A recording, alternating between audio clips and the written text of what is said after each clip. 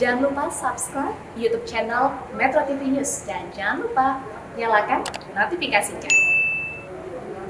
COVID juga antibiotik, tapi tetap kerjaan kita nggak ada.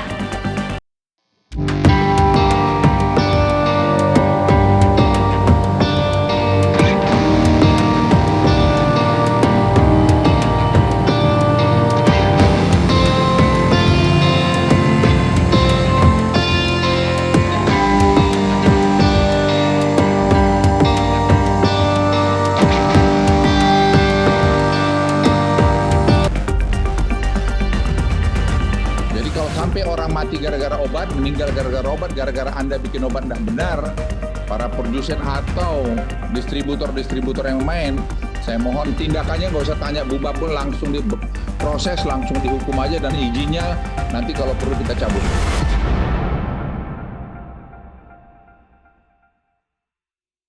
Pemirsa, benarkah kelangkaan barang-barang kebutuhan terkait COVID-19 ini murni dampak tingginya permintaan atau memang benar dugaan bahwa ada yang bermain mengambil untung di masa darurat ini? Kita akan membahasnya bersama dengan Ketua Pengurus Harian YLKI Tulus Abadi. Mas Tulus, selamat pagi.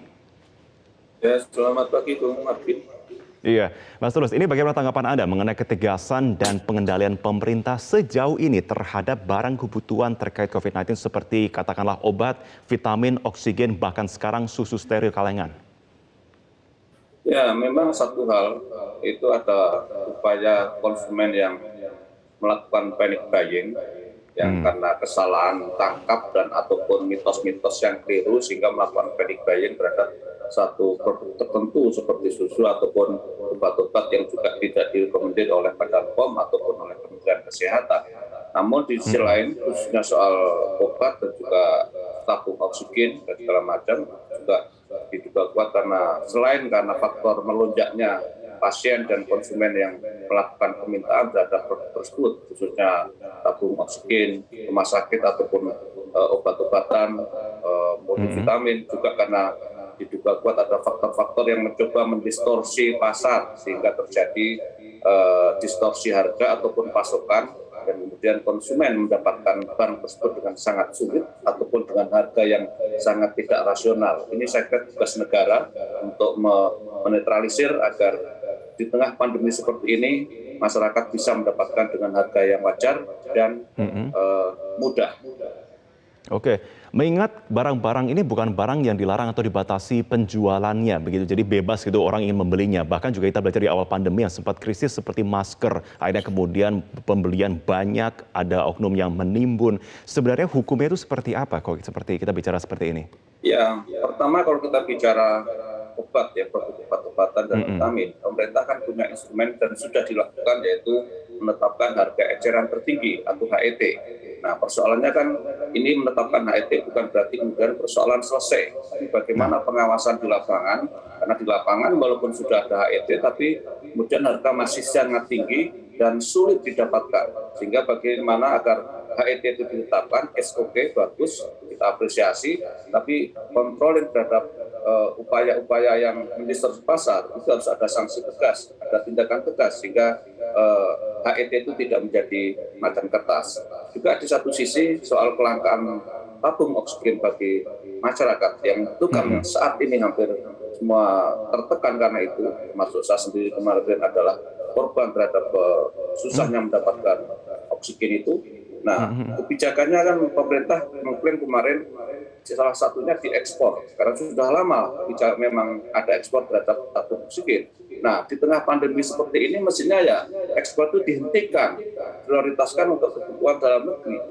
Ya, apakah pemerintah tidak bisa membaca bahwa negeri ini sedang dilanda wabah yang sangat besar dan salah satu produk yang dibutuhkan adalah tabung oksigen bagi pasien, termasuk ada oknum-oknum yang diduga melakukan penimbunan terhadap hal ini.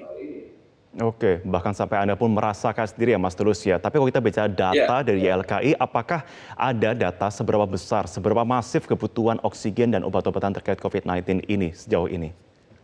Ya, kemarin kalau sampai detik ini saya kira dalam 2 bulan terakhir, 2-3 minggu terakhir, masyarakat kan rumah sakit kita penuh, ya penuh sesak dan sudah overload karena lonjakan pasien COVID-19, dan kemudian yang salah satu dikeluhkan adalah kelangkaan tabung oksigen yang ada di mana-mana, bukan hanya di Jakarta tapi juga di seluruh Indonesia.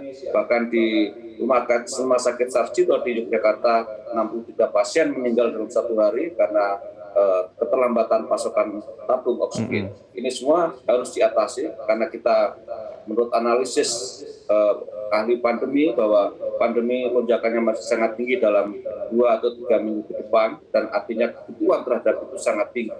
Oleh karena itu saya kira tadi yang saya katakan, ekspor harus dihentikan kalau memang itu masih ada ekspor ke luar negeri.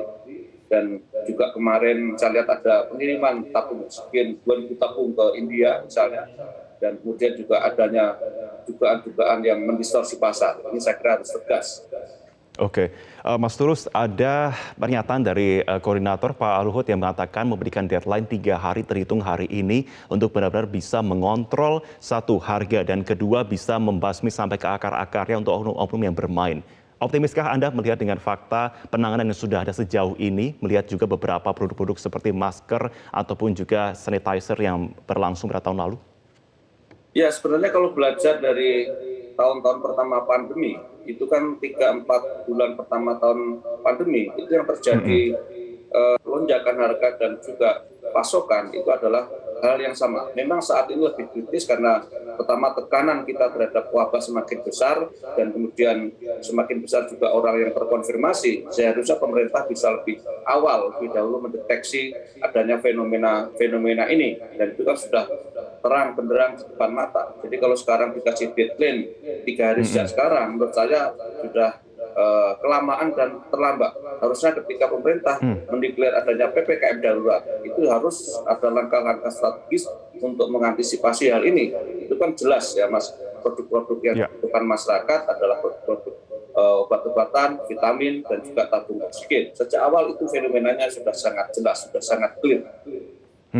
Oke, terakhir dari catatan YLKI yang didapatkan juga laporan dari masyarakat, di mana celah paling rawan dan paling banyak dilaporkan masyarakat terkait dengan pemanfaatan oknum dari tentunya chain distribution yang akhirnya membuat harga ini akhirnya melonjak. Ya, saya kira kalau kita runut, dugaan kita adalah di distributor besar itu yang punya kemampuan untuk melakukan dugaan penimbunan ataupun distorsi pasar sehingga harga menjadi sangat mahal dan terjadi kelangkaan di pasar. Ini semua untuk produk-produk yang dibutuhkan saat ini. Ini yang saya kira bagaimana pemerintah dan aparat penegak hukum yang dimiliki untuk menyasar kelompok-kelompok besar ini. Itu di pasar konvensional, belum lagi di pasar-pasar digital. Karena saat ini produk-produk itu juga dipasarkan lewat pasar-pasar digital sebagaimana era saat ini. Nah, oleh karena itu pemerintah harus bekerja sama dengan pengelola platform digital besar untuk bagaimana melarang toko-toko online berjualan di toko mereka, di platform mereka dengan harga yang tidak wajar, dan kalau masih terjadi harusnya langsung didiskualifikasi, langsung di take down untuk kemudian tidak bisa berjualan kalau dia menjual dengan harga yang tidak wajar. Waktu itu misalnya ketika masker dijual